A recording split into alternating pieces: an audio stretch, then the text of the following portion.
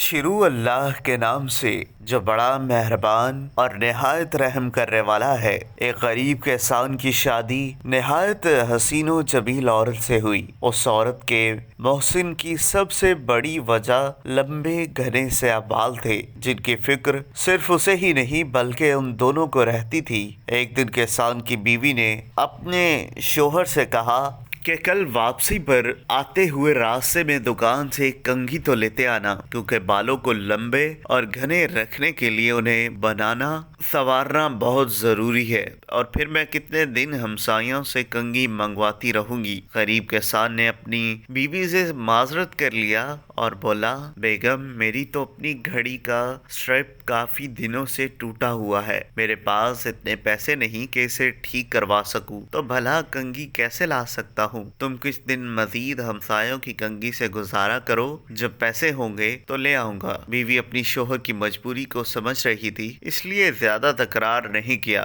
کسان نے اس وقت تو بیوی کو چپ کروا دیا، لیکن پھر اندر ہی اندر اپنے آپ کو کوسنے لگا کہ میں بھی کتنا بدبخت ہوں کہ اپنی بیگم کی ایک چھوٹی سی خواہش بھی پوری نہیں کر سکتا۔ دوسرے دن جب کھیتوں سے واپسی پر کسان ایک گھڑیوں کی دکان پر گیا اور اپنی ٹوٹی ہوئی گھڑی اونے پونے داموں بیچی اور اس سے ملنے والے پیسوں سے ایک اچھی سی کنگھی خریدی اور بڑی رازداری سے چھپا کر گھر کی طرف روانہ ہوا۔ اس نے سوچا گھر جا کر بیوی کو سرپرائز دوں گا، تو بہت خوش ہوئی۔ جب وہ گھر گیا تو کیا دیکھا، اس کی بیوی نے اپنے لمبے بال کٹوا دیے تھے اور مسکراتے ہوئے اس کی طرف دیکھ رہی تھی۔ کسان نے حیرت سے پوچھا، بیگم یہ کیا تو نے اپنے بال کیوں کٹوا دیے؟ پتا ہے وہ تمہارے اوپر کتنے خوبصورت لگتے تھے۔ بیگم بولی، میرے سرتاج، کل جب آپ نے کہا کہ آپ کے پاس گھڑی ٹھیک کروانے کے پیسے بھی نہیں ہیں تو میں بہت افسردہ ہو گئی، چنانچہ آج میں نے قریب کے بیوٹی پارلر